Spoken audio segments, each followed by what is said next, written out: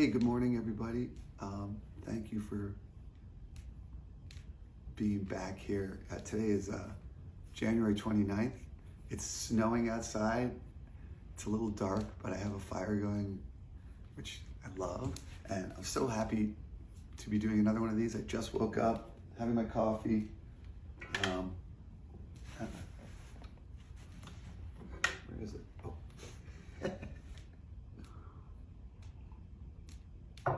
And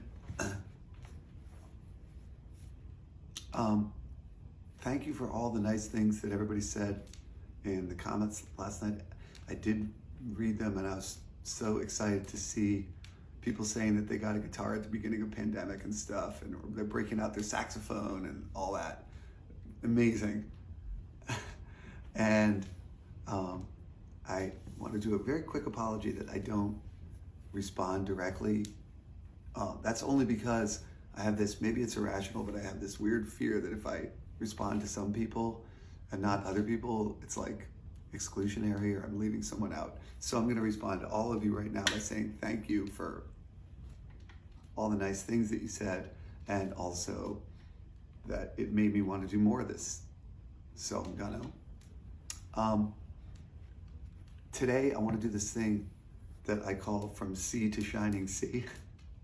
And it's the beginning of an exploration into chords and notes and a different way of looking at the guitar. That's a little bit more holistic. I think you can apply this to other instruments too, this process. But my experience has been that guitar is a little bit wacky. And like I said yesterday, a lot of the books and instruction make it much more complicated than it is. It doesn't have to be this complicated. And hopefully I can help unravel that a little bit today by just showing you like a point of view that I have about pulling it all together, or even on the keyboard or on a saxophone or something like that. Before I start, I just want to say that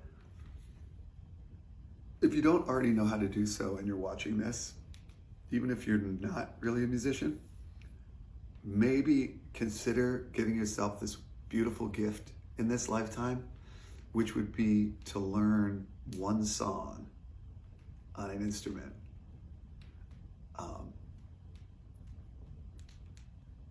Just one as a starting place. It's such, makes me almost emotional. It's such a nice thing to be able to pick up an instrument and play one simple song. And you can do it. There's no question about that.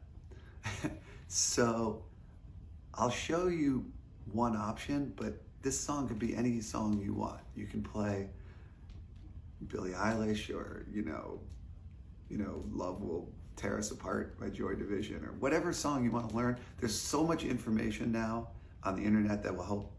You can go on these tab sites and they'll show you exactly where to put your fingers. So yesterday we were dividing rhythm, so the next thing would be to add a couple of chords and you got yourself a song, right? So I was thinking this morning about when I was young, my parents had this Creedence Clearwater album, Cosmos Factory, in their record bin. And I love looking at the cover of that record because they've got the guys like on a bike and this band gear, and they all have long hair and stuff. It's cool. And there's a song on there that I still love, like entire lifetime. So I thought I'd kind of show you that one really quickly and then jump into this other stuff. So the song is Long As I Can See the Light. It's a pretty easy song. And maybe I'll mess it up, whatever. Good. If you see me messing it up, then you won't feel like it's gotta be.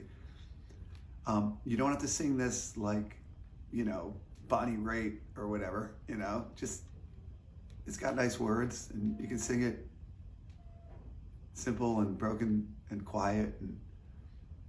But like, this is like for you, you know what I mean? Just the idea of being able to shut the door in your room and get through one song, you know what I mean? It's a beautiful gift to give yourself. So on the record, he plays it in B. Put a candle in the window. It's very high and it goes way up, which I love, but it's too high. So I was thinking, like, if you put it in G, puts it in a more reasonable realm for singing. And the chords that you need are G. Oops, sorry. See, I messed up already. Put a candle in the window, 'cause I feel I've got to move. Though I'm gone, I'll be coming home soon. As long as I can see the light. Pack my bags and let's get moving, 'cause I'm bound to drift a while. Though I'm gone, you don't have to worry. As long as I can see the light. Guess I've got that old traveling bone.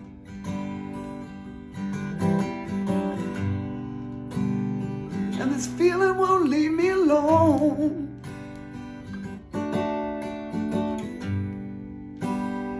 But I won't, you don't have to worry. Long as I can see the light.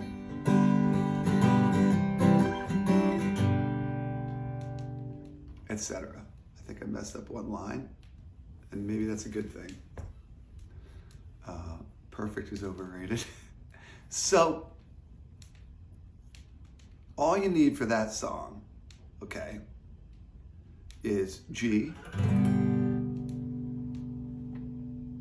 right? I'm gonna kind of breeze through this because there are so many places where you can kind of uncover these chords if you're a beginner guitar player or piano. But I'm gonna tell you what the chords are. G, put a candle, D, in the window. G, 'cause I feel I've, E minor, got to move, G, D. 'Cause I'm going, that's a D, C, I'll be coming home soon, G, long as I, D, can see the light, there. Now I'm not gonna get too deep or complex in that, but it's just like you gotta sit with your instrument for a while and you gotta get over the calluses and the slight pain and all that stuff. But that's just time, And, picking one song and giving yourself the gift, like in this lifetime, of singing a song, even when I was just doing it right there, it's just a beautiful thing to be able to do. Everyone should know a song. Everyone. One is fine. So that's that. So, next thing, I'm going over to this guitar. So this is now more of what I was going to do today, from C to shining C. So I'm going to now go a little bit guitar centric for you guitar players, but I do believe that what I'm going to teach you can be applied to any instrument. So guitar is a very wacky instrument because of the B string. The problem with guitars, okay, a piano is a beautifully logical instrument. The left side is low, the right side is high. When you go left, you go low. When you go right, you go high. When you look at a chord, you can see the intervals and it makes sense. It makes logical sense. It's a cut and paste instrument. A 3-note chord, when you move it to the right, if it's in C, then it's in D. It's always the same distance. Guitar, not true. Most guitar players don't really even know what notes they're playing. They kind of learn some shapes, right? And off they went to town, off to the races, which is fine. If you can make music with this thing, great. But there's an easy way to get past that.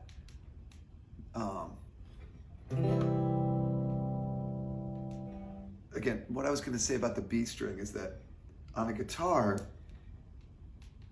a major third looks like a triangle when you're down here.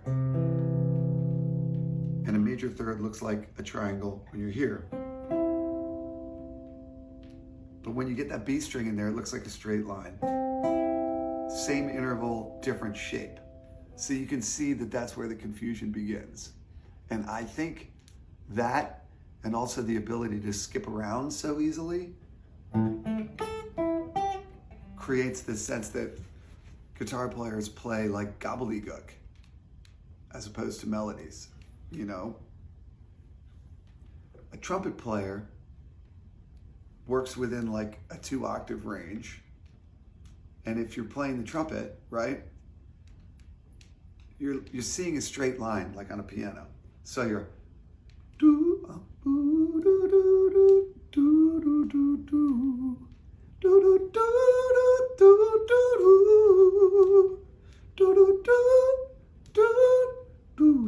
do. You're seeing a straight line where you're jumping for the high note and you're back. The problem with the guitar is that you can go right and go low or go right and go high. It's all over the place. So if I go C note and I move my hand to the right, it just went lower. If I go C note and I move my hand to the right, it went higher. It doesn't work that way. So the solution would be this, from C to shining C. Take your guitar, right? And the first thing you do is identify all the C notes, okay? So it's kind of like The Sound of Music. Let's start at the very beginning. It's a very fine place to start. Do, a dear, a female dear. Find the C note, start at the very beginning. Even this, you'd be surprised how many guitar players don't know where all the C notes are on their guitar. So this is a C on the 3rd fret. This is a C on the B string. So A string, 3rd fret, C. And I'm gonna count them. Well, you can just look at the videos where they are. 1, 2, 3, 4, 5, 6, 7, 8, 9, 10, 11. I skipped one. 1, 2, 3, 4, 5, 6, 7, 8, 9, 10, 11, 12. There you go. So there's 12 C's on a guitar if your guitar goes to 22 frets. That's like the first discovery for today. So instead of learning kind of random shapes on the guitar, like, oh, you know, I play in this position when I'm in C, I always go to here. The trick would be, the C to shining C trick is take 2 of the C's, right, and connect them with a major scale. Now, a major scale, if you don't know, is whole step, half step, whole step, whole step, whole step, half step. I'm worried that it's already starting to feel more complicated than I want it to be. And the easier way to think of that is we all kind of know what a major scale is. A major scale is do, re, mi, fa, sol, la, ti, do. So your job, your journey of discovery, and this is for all levels of guitar player. I'm guessing that there are advanced guitar players that actually have never done this and would find some holes in their playing. So this is for everybody, beginner or advanced. Take all the C's on your guitar and connect them with a major scale. Then go back down. And you can do an arpeggio. play a chord. Okay? So that's connecting C1 and C2.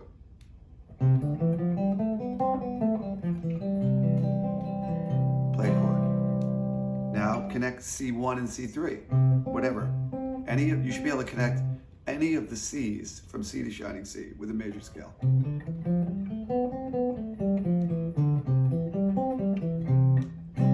And these.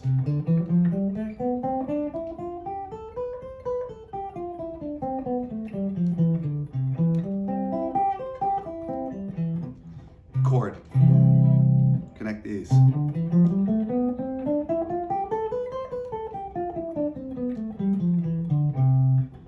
Chord. Connect these.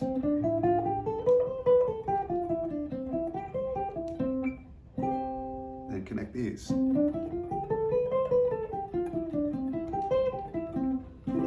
Then connect these.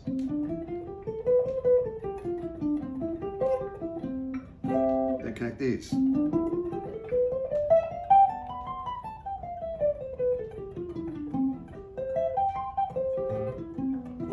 Then connect these.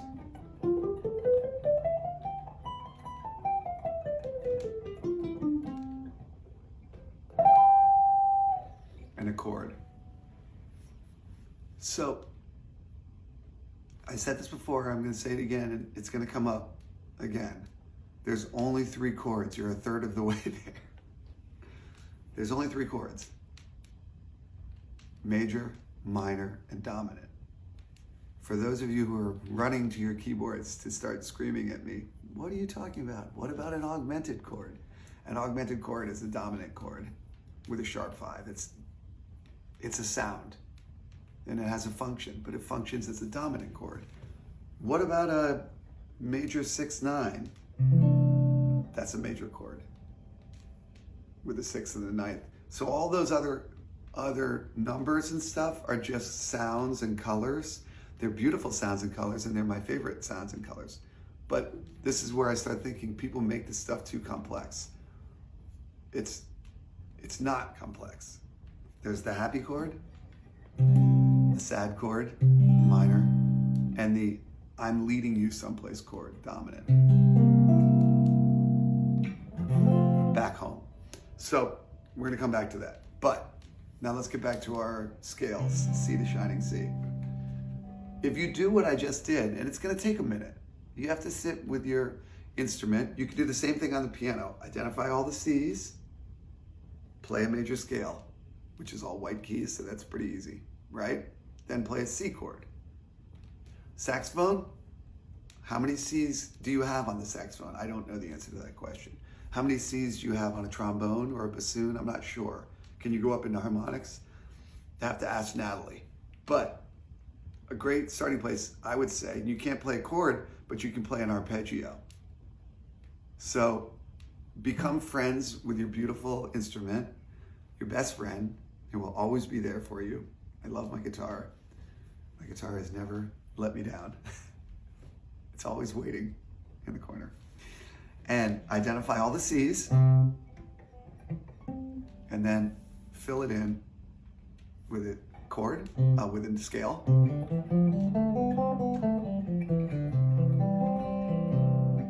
Scale.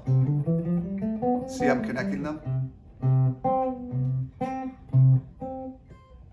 Those are all C's. So the first thing to do, identify the C's, connect them with a scale, and then a chord. It stands to reason that the next thing you would be to do the same with F's and the D's and the E's. And this is a journey. If you go about it this way, what you'll get is, I'm going to combine this with yesterday's lesson. So now I'm going to divide rhythm like I did yesterday. But now that I have done this exercise with finding chords and scales up and down the neck, I can do this. Like these are all C chords. Anywhere you put your hand, you've got a C chord now. You're now familiar with the entire neck of the guitar. You don't jump to a position to play in a different key. That's the trick. So you're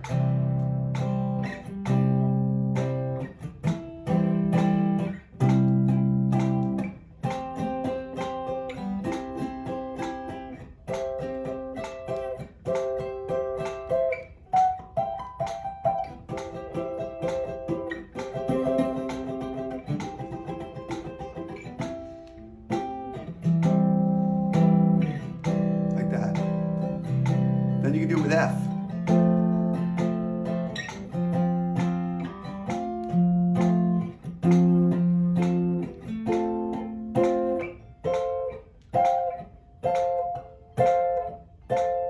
B flat, you know.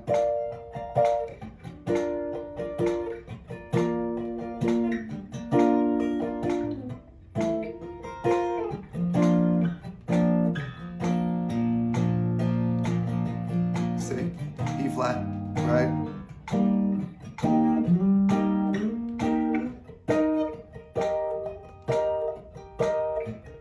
A flat.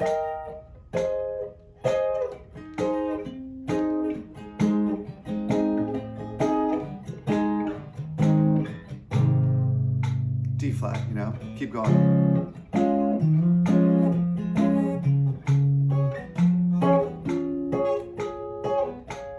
Etc. And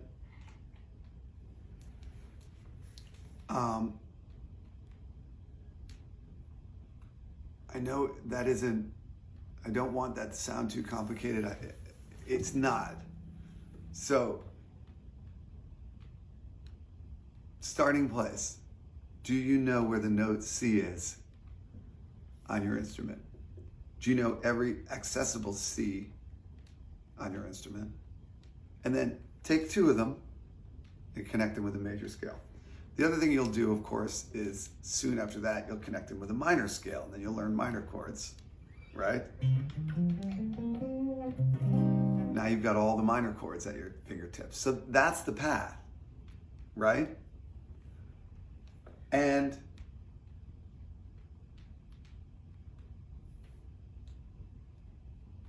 that's pretty much today's thought for the day. Is from C to shining C, familiarize yourself with with your instrument and the major scale, right? So just you're getting warm and you're getting friendly with your instrument. And also, like I said, maybe as a gift to yourself, consider secretly, you don't have to play this for anybody, it can just be for you, learning one song. I hope that that was helpful, and I really look forward to maybe hopefully doing another one of these. So talk to you soon.